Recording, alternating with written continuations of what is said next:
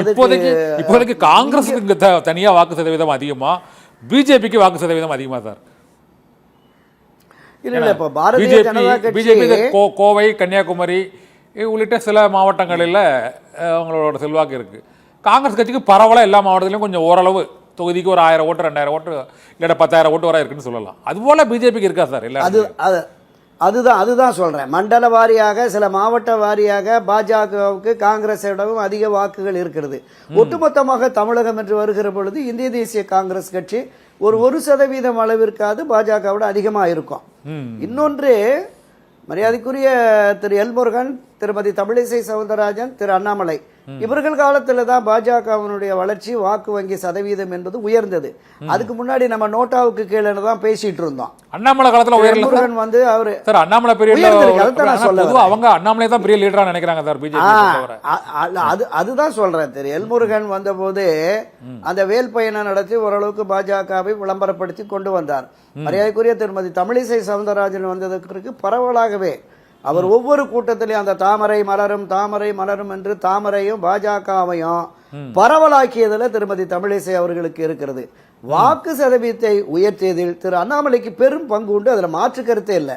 அவருடைய எண் மக்கள் யாத்திரையின் போது ஏராளமான இளைஞர்கள் வந்தாங்கல்ல. நீங்க 0.5%, 1%, 2%, கிட்டத்தட்ட ஒரு 4-5% வரைக்கும் வாக்கு சதவீதத்தை திரு அண்ணாமலை உயர்த்தி இருக்கிறார். அதுல எந்த மாற்று கருத்துமே இல்லை.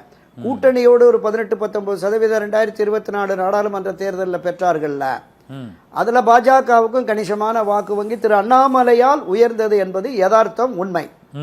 ஆனால் துரைக்கரன் சார், இன்னொரு எனக்கு புரியல. பாரதிய ஜனதா கட்சியில் அண்ணாமலையால் வாக்கு சதவீதம் உயர்ந்தது மற்றும் அவர் அந்த கட்சியிலோட ஒரு நம்பிக்கையான தலைவராகவும் பிரபலமான தலைவராகவும் உருவெடுத்து வரக்கூடிய ஒரு சூழ்நிலையில் அவரை அந்த கட்சியிலிருந்து நீக்கிட்டு புதுசாக நயினார் நாகேந்திரன் அங்கே தலைவராக போட்டு இந்த கூட்டணி அமைக்க வேண்டிய நெருக்கடி உண்மையிலே பாஜக இருக்குதா அல்லது பாஜகவோட அது வியூகம்தான் என்ன? பாஜகவின் செல்வாக்கு மிக்க தலைவரை நீக்கி விட்டார்கள். அதில் ஒரு நயினார் நாகேந்திரன் என்ற ஒரு தலைவரை, புதிய தலைவரை அங்கே புதிதாக பொறுத்துகிறார்கள். அதன் பின்னர் டிடிவி தினகரன், ஓபிஎஸ் போன்றோர் நயினார் நாகேந்திரனால் நாங்கள் விலகுகிறோம் என்று அவர்கள் அறிவிக்கிறார்கள். இப்போ நேற்று என்னவென்றால் ஒரே நாளில் இங்கு டிடிவி தினகரனை அண்ணாமலை சந்தித்து பேசியிருக்கிறார். அங்கு எடப்பாடியில் அவர் இபிஎஸ்ஐ நயினார் நாகேந்திரன் சந்தித்து பேசியிருக்கிறார். உண்மையிலே இந்த பாரதிய ஜனதா கட்சியின் வியூகம் தான் என்னென்ன? அவர்கள் விலகிவிட்டார்கள். அதற்கு அண்ணாமலையவே நீங்கள் அதை நீக்கினீர்கள் அந்த கூட்டணிக்காக. அதற்கு பின்னர் இருவரை இழந்த பிறகு இப்பொழுது மீண்டும் அவர்களோடு பேச்சுவார்த்தை பாஜக தலைவர்கள் சந்தித்துக் கொண்டிருப்பது, கூட்டணியிலிருந்து விலகியதாக அறிவித்தவர்கள் நாம் மீண்டும் பாஜக தலைவர்கள் சந்தித்து பேசுவது, அது என்ன காரணம் நினைக்கிறீங்க சார்? இல்ல, பாரதிய ஜனதா கட்சியை பொறுத்தளவுல இந்த தேர்தலில் 2026 சட்டப்பேரவை தேர்தலில் திராவிட முன்னேற்ற கழகத்தை ஆட்சி அதிகாரத்திலிருந்து அகற்ற வேண்டும். அதற்காக ஒரு வலுவான கூட்டணியை உருவாக்க வேண்டும். அப்படி வலுவான கூட்டணியை உருவாக்குற பொழுது ஒன்றுபட்ட வலிமையான அதிமுக தேவை என்கிற கருத்தாக்கமும் அவர்களும் இருக்கிறது. அதற்காக பிரிந்து சென்றவர்களை எப்படியாவது இணைத்து விட வேண்டும் என்கிற ஒரு முயற்சியை மேற்கொண்டார்கள். ஆனால் திரு எடப்பாடி அவர்கள் அதுல பிடிவாதமா விலக்கி சென்றவர்களை சேர்க்க மாட்டேன் என்கிற பிடிவாதத்தோடு இருக்கிறார்.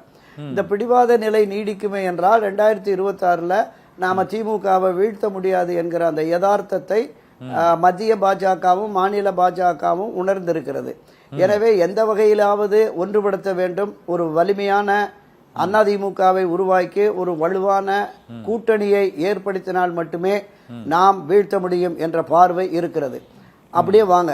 அதனாலதான் 2024 கூட்டணியிலிருந்து வெளியேறிய அண்ணா திராவிட முன்னேற்ற கழகத்தை திரு எடப்பாடி பழனிசாமியை டெல்லிக்கு வரவழைத்து 2026 கூட்டணி உடன்பாட்டை ஏற்படுத்தி விட்டார்கள். அப்ப கூட்டணி உடன்பாட்டை ஏற்படுத்துகிற பொழுது திரு எடப்பாடி அவர்கள் நிபந்தனை விதித்ததாகவும் அண்ணாமலையை வெளியேற்றிவிட்டு தென் மாவட்டங்களிலே முக்குளத்தோர் வாக்குகளை பெறுவதற்கு திரு நயினார் நாகேந்திரனை தலைவராக்க வேண்டும் என்கிற நிபந்தனையை அவர் விதித்ததாக நிபந்தனையை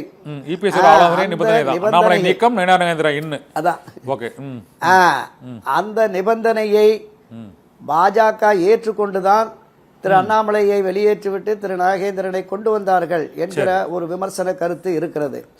என்னை பொறுத்தளவுல ஒரு மிகப்பெரிய தேசிய கட்சி 3 முறை ஆட்சி கட்சியாக மத்தியிலே இருக்கிறது. ஏறத்தாழ ஒரு 16-17 மாவட்டங்களில் ஆட்சி கட்சியாக இருக்கிறது.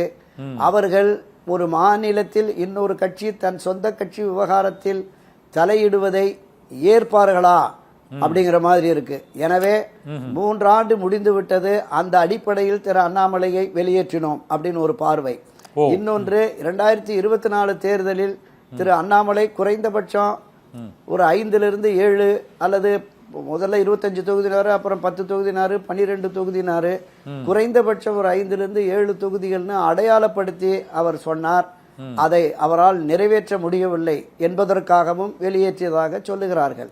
திரு நயினார் நாகேந்திரன் வந்தது என்பது திரு OPS, திருமதி சசிகலா, திரு TTV தினகரன், இந்த 3 பேருமே டெல்டா மாவட்டங்களில் செல்வாக்குள்ளவர்கள், குறிப்பாக முக்குளத்தூர் மத்தியில் செல்வாக்குள்ளவர்கள்.